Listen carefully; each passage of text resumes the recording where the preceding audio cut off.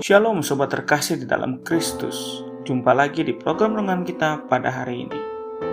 Salam sejahtera buat saudara-saudari sekalian. Kiranya berkat Tuhan melimpah dalam hidup kita dan damai sejahteranya memelihara hati dan pikiran kita semua.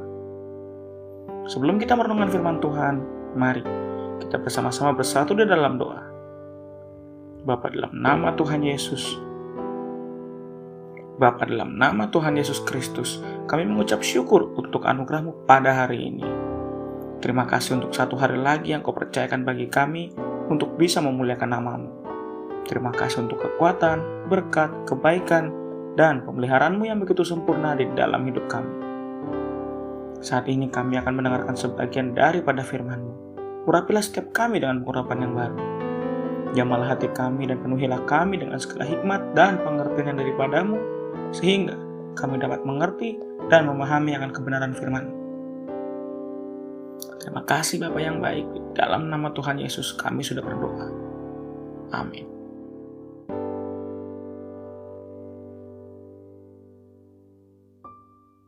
Tema renungan kita hari ini adalah amanat agung Tuhan Yesus.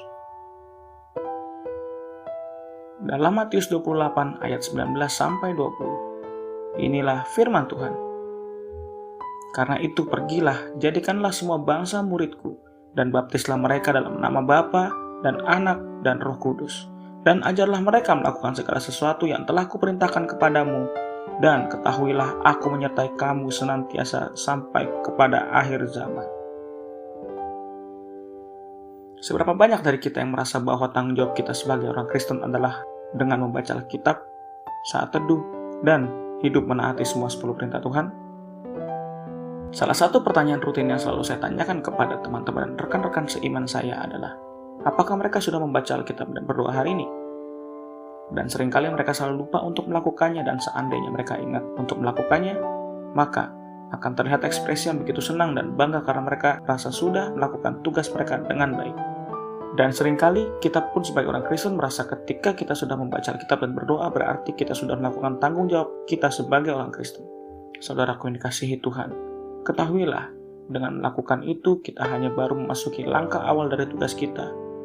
Firman Tuhan di Matius 28 ini merupakan amanat agung Tuhan Yesus yang harus dikerjakan oleh orang percaya. Di sini Yesus berkata, pergilah jadikan semua bangsa muridku, yang artinya tujuan kita itu harus menjadi pribadi yang dewasa supaya kita bisa memuridkan. Bagaimana kita bisa memuridkan kalau kita sendiri belum mengerti apa-apa dan belum bertumbuh dewasa secara roh? Inilah pentingnya bagi kita setiap orang percaya untuk selalu mempunyai saat teduh dan membangun mezbah pribadi dengan Tuhan. Ada 3 komponen penting di dalam mezbah pribadi kita. Yang pertama, memuji dan menyembah Tuhan. Ketika kita memuji dan menyembah Tuhan, inilah kita sedang membawa korban pujian syukur kita kepada Tuhan. Ini adalah salah satu bentuk persembahan kita kepada Tuhan. Yang kedua, membaca dan merenungkan firman Tuhan. Untuk bisa mengenal pribadi Tuhan kita, tentunya kita perlu mengetahui dan mempelajari manual buku Tuhan, yaitu firman Tuhan. Yang ketiga, berdoa dan berkomunikasi dengan Tuhan. Ketika kita berdoa, kita menyampaikan kerinduan dan permohonan kita kepada Tuhan. Tapi, yang sering kita lakukan adalah kita lupa untuk bersaat teduh untuk memberikan Roh Kudus untuk berbicara, menegur, dan membangun kita. Maka dari itu sangatlah penting bagi kita untuk tetap dalam hadirat Tuhan dan izinkan Roh Kudus untuk melawat kita sebelum kita cepat-cepat menutup doa kita. Dan ternyata dengan melakukan 3 komponen di atas, kita barulah setengah jalan dalam melakukan amanat agung Tuhan Yesus. Mezbah pribadi kita akan membawa kita bertumbuh di dalam pengenalan akan Kristus, dan kehidupan bermasyarakat kita adalah training ground yang akan membawa kita bertumbuh dalam karakter. Setelah dewasa dalam firman dan roh, maka tugas utama kita adalah melakukan amanat agung Tuhan Yesus. Mulailah untuk menjadi pelaku dari firman Tuhan, mulailah menginjil dan memuridkan. Dan ketahuilah Tuhan Yesus akan menyertai engkau senantiasa sampai kepada akhir zaman. Amin. Terima kasih Tuhan, kami bersyukur atas firman-Mu yang